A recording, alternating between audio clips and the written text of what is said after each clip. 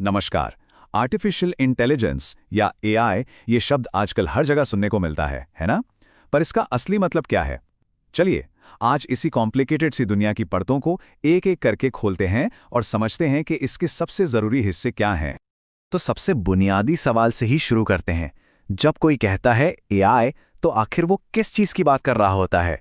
क्या ये फिल्मों वाले रोबोट हैं या कुछ और ही कहानी है? ऑलराइट, तो चलिए इसमें जरा गहराई से उतरते हैं। शुरुआत करेंगे एआई की बिल्कुल बुनियाद से, मतलब वो सबसे बाहरी और सबसे बड़ी परत जो इन सबको समेटे हुए है। एआई के गॉडफादर कहे जाने वाले जॉन मैकार्थी ने बताया था कि एआई असल में एक एजेंट और उसके एनवायरनमेंट यानी उसके माहौल का एक सिस्टम है। अब इसे आसान भाषा में समझते हैं।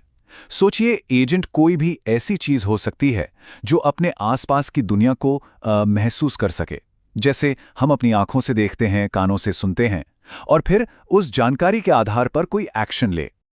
तो सवाल ये है कि ये एजेंट आखिर है क्या? देखिए, इसका एक सिंपल सा फॉर्मूला है।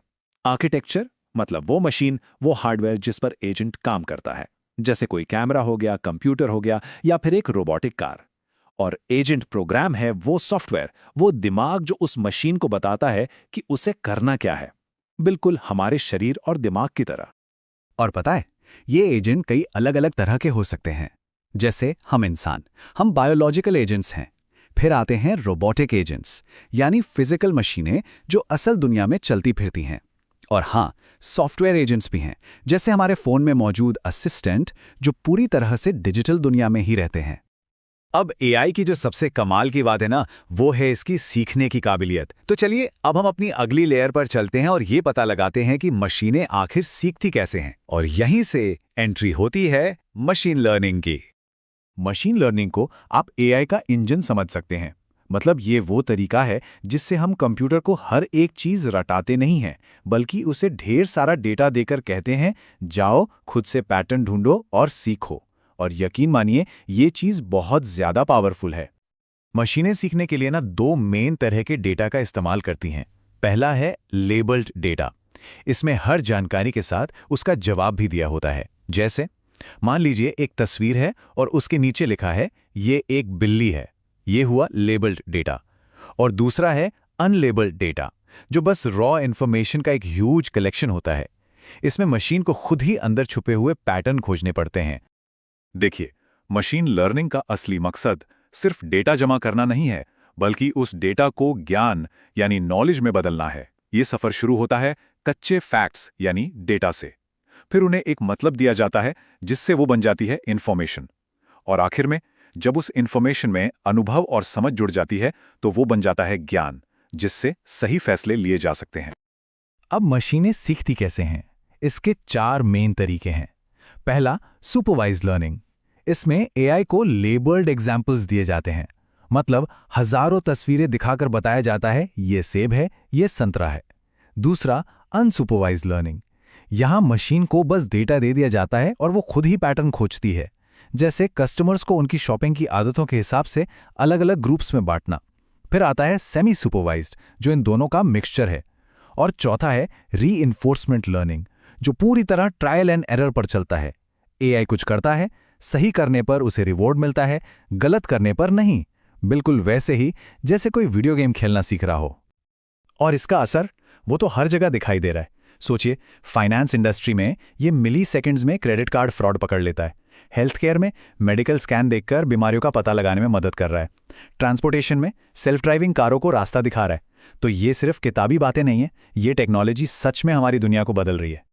तो चलिए अब एक और परत हटाते हैं और उस एआई पर फोकस करते हैं जो एक बहुत ही इंसानी चीज को समझता है, हमारी भाषा। इसे कहते हैं नेचुरल लैंग्वेज प्रोसेसिंग या शॉर्ट में एनएलपी। ये एआई की ही एक ब्रांच है जो कंप्यूटर को हमारी भाषा, जैसे हम बोलते या लिखते हैं, उसे पढ़ने, समझने और उसका मतलब निकालने की ताकत देती है। एक तरह से ये इंसानों और मशीनों के बीच के गैप को भरता है। एनएलपी को एक टू वे स्ट्रीट की तरह समझिए। एक तरफ है नेचुरल लैंग्वेज अंडरस्टैंडिंग यानी एनएलयू, जहां एआई ये समझने की कोशिश करता है कि कहा क्या जा रहा है। और दूसरी तरफ है नेचुरल लैंग्वेज जनरेशन यानी एनएलजी, जहां एआई अपने अंदर की जानकारी को हमारे समझने लायक भाषा में मीनिंगफुल वाक्यों में बदलता है। और ये प्रोसेस काफी कॉम्प्लिकेटेड होता है। मशीन पहले एक सेंटेंस को शब्दों में तोड़ती है, फिर उसकी ग्रामर चेक करती है, फिर हर शब्द का मतलब निकालती है और आखिर में पूरे कॉन्टेक्स्ट को समझकर असली मतलब तक पहुंचती है। मतलब भाषा को समझने का ये एक बहुत ही सिस्टमैटिक तरीका है। और मजे की बात यह है कि हम सब इसे रोज इस्तेमाल करते हैं। जब फोन पर टाइप करते हुए अगला शब्द अपने आप आ जाता है, जब ईमेल अपने आप स्पैम मेल्स को अलग कर देता है, या जब हम स्मार्ट असिस्टेंट से बात करते हैं, ये सब एनएलपी का ही तो कमाल है। तो अब तक हमने ये समझ लिया कि एआई सोचता कैसे है और बात कैसे करता है। अब आगे बढ़ते हैं और देखते हैं कि ये हमारी रियलिटी को, हमारी दुनिया को देखने के नजरिए को कैसे बदल सकता है। यहाँ दो मेन कॉन्सेप्ट्स हैं, वीआर और एआर। वर्चुअल रियलिटी यानी वीआर आपको पूरी तरह से एक अलग डिजिटल दुनिया में ही ले जाती है। वहीं ऑगमेंटेड रियलिटी या एआर आपकी असली दुनिया के ऊपर डिजिटल इंफॉर्मेशन की एक लेयर चढ़ा देती है, जैसे फोन पर कोई फिल्टर यूज करना। तो सीधी सी बात है, एक आपकी दुनिया को बदल देता है और दूसरा उसी में कुछ नया जोड़ देता है। और ये टेक्नोलॉजीज सिर्फ गेम्स के लिए नहीं है।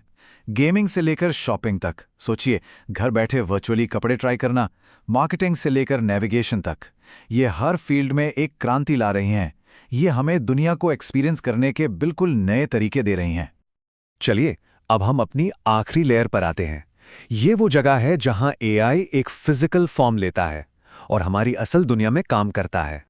तो रोबोट क्या है? सीधी भाषा में ये एक ऐसी मशीन है जिसे अपने आप ऑटोमेटिकली काम करने के लिए बनाया गया है।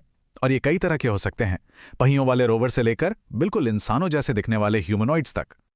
और इसके कुछ कमाल के एग्जाम्पल्स तो हम देख ही चुके हैं, जैसे नासा का मार्स रोवर जो एक दूसरे ग्रह पर अकेले ही छानबीन कर रहा है, या फिर सोफिया, वो ह्यूमनॉइड रोबोट जो इंसानों की तरह बात कर सकती है और चेहरे पर एक्सप्रेशंस भी ला सकती है। ये उदाहरण दिखाते हैं कि मशीनें आज कितनी एडवांस हो चुकी हैं। तो सोचिए, जब ये सारी लेयर्स एक साथ मिल जाती हैं, सीखने की ताकत, भाषा समझने की काबिलियत, नई दुनिया बनाने की क्षमता और असल दुनिया में काम करने की शक्ति, तो ये एक बहुत बड़ा सवाल खड़ा करता है। जैसे जैसे ये सारी टेक्नोलॉजीज एक दूसरे से जुड़ती जाएंगी, हमारी दुनिया का कौन सा हिस्सा सबसे ज्यादा बदलेगा? ये एक ऐसा सवाल है जिस पे सोचना बनता है।